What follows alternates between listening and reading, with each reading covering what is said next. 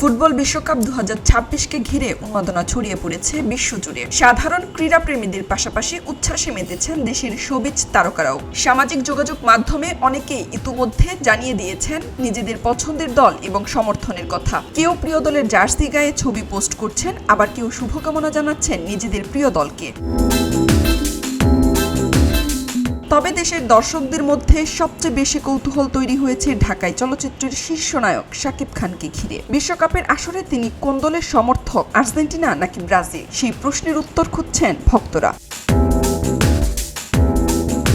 অতীতের বিভিন্ন সময়ে শাকিব খানকে দেখা গেছে দুই দলের জার্সিতেই, ফলে তার প্রকৃত সমর্থন নিয়ে তৈরি হয়েছে ধোঁয়াশা।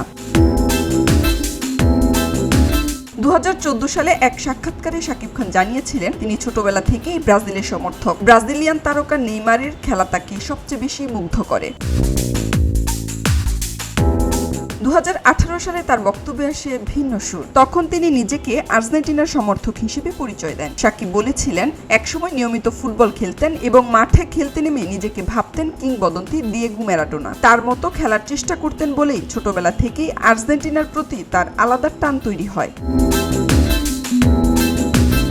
কোপা আমেরিকা 2021 জয়ের পর নিজের ফেসবুক পেজে আর্জেন্টিনা এবং লিওনেল মেসিকে অভিনন্দন জানান শাকিব খান। তিনি লিখেছিলেন, দীর্ঘ প্রতীক্ষার একটি স্বপ্ন পূরণ হয়েছে, যা অর্জন করা ভীষণ প্রয়োজন ছিল। এখন বিশ্বকাপ 2026-এ শাকিব খান শেষ পর্যন্ত কোন দলের পক্ষে অবস্থান নেন সেটি দেখার অপেক্ষায় ভক্ত সমর্থকরা। শাবনাম পারভীন, খবরের কাগজ। খবরের কাগজ, নিখাত, নির্ভীক, নিরপেক্ষ।